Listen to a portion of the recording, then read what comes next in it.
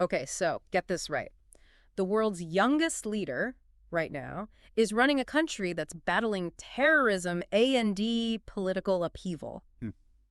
It's kind of wild when you think about it. Yeah, not exactly the typical image that comes to mind, huh? No, not at all. His name is Ibrahim Traoré, and he's leading Burkina Faso. Ah, Burkina Faso. It's a nation that often flies under the radar in global news, but, well, it shouldn't. Definitely not. And that's why we're doing a deep dive today. Absolutely what's happening there. Well, it Wow. has ripple effects across the entire Sahel region. That's that band of countries stretching across Africa just south of the Sahara Desert. Exactly. Okay, so we've got a stack of sources here to help us break all of this down. Lay it all out. Yeah. We've got Traore's Wikipedia entry, an article that goes deep into the challenges of counterterrorism, specifically in Burkina Faso, and even some notes on, well, potential podcast content about him. Sounds like quite the mix. It is. It's like piecing together a puzzle, you know? I like that. And think of this deep dive as like a shortcut. A shortcut to understanding not just who Traoré is, but why he actually matters on a global scale. I'm into it. Okay, so we're talking about the world's youngest leader, right? Right. And we dig a little deeper, and we find out that this guy was a top geology student. I mean, that's not usually what you see on the resume of a military leader, is it? It's definitely not the typical path. Yeah. Makes you wonder how he ended up, well, where he is now. For sure. And then there's this other interesting thing. Oh, yeah. Yeah, he was really active in these student groups back in the day, some with Marxist leanings. Now, Marxism, that's a whole other conversation. Yeah. I mean, it's a complex philosophy advocating for, well, a lot of things, but a classless society and worker control over the means of production are some of the key ideas. Right, yeah. It really makes you think about how those early influences, even in student groups, might have shaped how he approaches leadership. That's such a good point. It's like those experiences really laid the groundwork for how he views power, economics, maybe even society as a whole. Yeah, the foundation. Exactly. But how does a geology student, even one with Marxist ideas, end up leading a nation? I mean, what's the path there? Well, it's interesting. After graduating with honors, he joins the Burkina Faso Army. This is back in 2009. Okay. And then things take a bit of a turn. He's deployed to Mali as part of a UN peacekeeping mission, right in the thick of the Mali war. Wow. So we go from the classroom to a conflict zone. Yeah, That's got to have a pretty big impact on someone. absolutely. Yeah. I mean, it's not theory anymore. It's reality. The harsh realities of war, Mhm. the complexities of international interventions, the human cost of conflict, all of that. Right. You have to wonder how that shapes a young officer's worldview, right? For sure. And it seems like that experience really did leave a mark on him. In what way? Well, the sources we have say that he became pretty disillusioned with Burkina Faso's government. This was around 2020. He saw how soldiers on the ground weren't getting the support they needed. And there are even mentions of politicians being more interested in, well, let's just say personal gain. Not exactly putting the people first. Not really. And Yeah. the sources actually mention this pretty striking detail. Politicians allegedly handing out suitcases of money as bribes. Wow. So you have this young officer witnessing this corruption, while at the same time, his fellow soldiers are out there risking their lives, often without adequate equipment. Yeah, exactly. That's got to create some tension. Absolutely. It breeds resentment. It creates this feeling, that something has to change. Yeah. And it has to change drastically. So the stage is set. We've got a young, disillusioned officer who has seen the failures of leadership firsthand. And then Coups. coups. Plural. Yeah, plural. Yeah. It's important to remember that Burkina Faso had actually already gone through a coup in January of 2022. Oh, right. And get this coup was led by Paul-Henri Sandaogo Damiba, and Traoré was part of it. Hold on. So he helps overthrow one leader. He does, only to overthrow the new leader just a few months later. Yeah, There's got to be more to that story. there is. It seems like Traoré became increasingly frustrated with Damiba's leadership. What was the issue? The sources, they all point to this widespread feeling that Damiba wasn't doing enough to combat, well, the growing jihadist insurgency that we mentioned earlier. Right, that was a major problem. And, Traoré, he had experience with this threat firsthand back in Mali, so he's not just some politician making decisions from afar. Yeah, exactly. He knows the dangers involved, personally. Okay, so Traoré's frustrated. Eh, But was it just him? it wasn't. The sources describe this growing discontent among, well, specifically the younger officers in the military. One's on the front lines, right? Exactly, the ones risking their lives every day. They felt let down. unsupported. By their own leadership. Exactly. Hmm. So what does Traoré do? Well, he takes action. September 2022, he leads a group of these, disgruntled younger officers in another coup. They oust Damiba and seize control. And here's the crazy part, he was still just a captain at this point. A captain leading a coup. That's a meteoric rise to power. From captain to, well, leading an entire nation in just a few months. It's remarkable. It is, and there's another twist to this whole thing. Another one. Yeah, it wasn't just the military that welcomed this change. There are all these accounts of people celebrating in the streets after the coup. They saw Traoré as a symbol of hope. It's a powerful image, people taking to the streets, not in protest, but in celebration of a coup. It makes you think, why was Traoré, this young, relatively unknown officer, seen as a beacon of hope? Right. It's a good question. What was it about him that resonated so strongly with the public? Yeah. And, the sources, they actually paint these kind of contrasting pictures of them. Some describe him as humble, family-oriented, someone who, understands the struggles of everyday people. A stark contrast to those corrupt politicians. Exactly. The ones who were perceived as completely out of touch and, well, more focused on enriching themselves than actually solving the nation's problems. Right. So there's this image of him as like a man of the people, Mm-hmm. someone who's not afraid to get his hands dirty. And remember that detail about him visiting the troops on the front lines personally? Yeah, yeah. I mean, that's not something you see from most leaders, especially ones who came to power through a coup. It suggests that he's hands-on, that he's willing to share in the risks that his soldiers are facing. I mean, that's got to have an impact. That kind of leadership, especially combined with his military background, probably played a big role in how the public perceived him. Yeah, like maybe he really could be the one to save them. Right.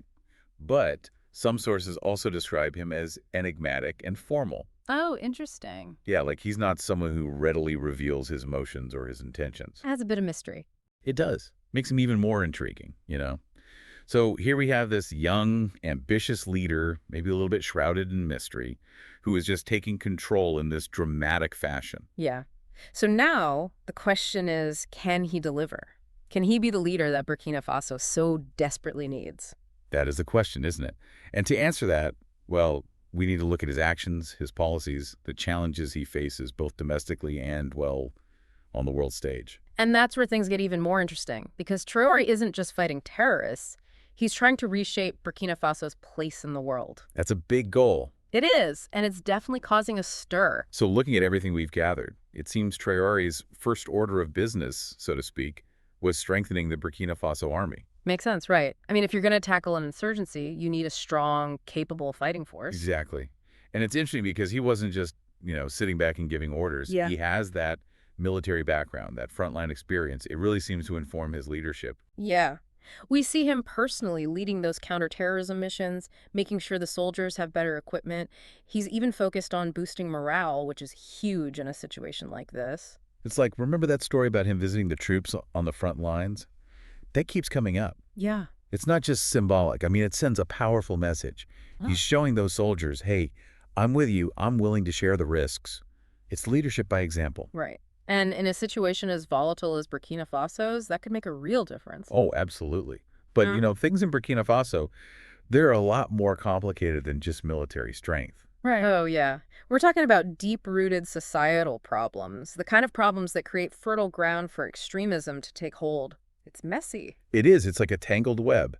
And that ICCT report we have, it really drives that point home. It argues that just relying on security solutions, on military might, it's not enough. It might even make things worse, right? That's what they're saying. You can't just fight your way out of a crisis like this. It's too complex. Right. It needs a multifaceted approach. So it's not just about guns and soldiers. It's about understanding the underlying issues. This report, it points to things like poverty, inequality, weak governance. Those are the things that allow extremist groups to exploit the situation. It's like, you're trying to put out a fire, but you're only focusing on the flames. You're not dealing with the fuel that's keeping it burning. Perfect analogy. And then there's the added layer of those interethnic tensions we talked about earlier. Right. It further complicates the situation because extremist groups, they can exploit those tensions, recruit new members, gain support, It's a cycle of violence that's really difficult to break. So even though Traoré is putting a lot of emphasis on the military, he's got to address those deeper societal issues too. If he wants to bring lasting stability, yeah. It's this massive balancing act, trying to stop the violence that's happening right now while also tackling the long-term problems. And it's made even more challenging by all the international pressure he's facing. Right. I mean, his decisions have global implications, especially his stance towards France and, the possibility of closer ties with Russia. It's like geopolitical chess. It really is. One of his most significant moves has been expelling French forces from Burkina Faso. I mean, essentially cutting ties with their former colonial power. That's a bold statement. It is. It sends a very clear message. Burkina Faso, they want self-determination. Right. They want to control their own destiny. But it definitely sparks questions like, okay, what's next? Who are they going to align with now? It signals a shift away from those traditional alliances. They're willing to forge their own path, even if it means going into uncharted territory. And then there's all this talk about the Wagner Group. Ah, the Wagner Group, that Russian private military company. It adds a whole other dimension to the situation. It does. And there have even been reports that Ghana has publicly accused Traoré of working with them. That's a pretty serious accusation. It is. And it's interesting because, on the one hand, Traoré denies any direct involvement with the Wagner Group. But remember those images of supporters waving Russian flags during the coup? And there's that quote from him where he insists that the VDP, that's the Volunteers for the Defense of the Homeland, are his true force. So, mixed messages. Definitely. On one hand, he's distancing himself from Russia, but on the other hand, there are these visible signs of Russian influence, this possibility of closer collaboration. It's a tricky situation. On one hand, he's trying to assert Burkina Faso's independence, explore new partnerships. Right. But on the other hand, he can't afford to alienate the international community, especially when they need things like aid and support. So, what does this all mean for Burkina Faso? For the region?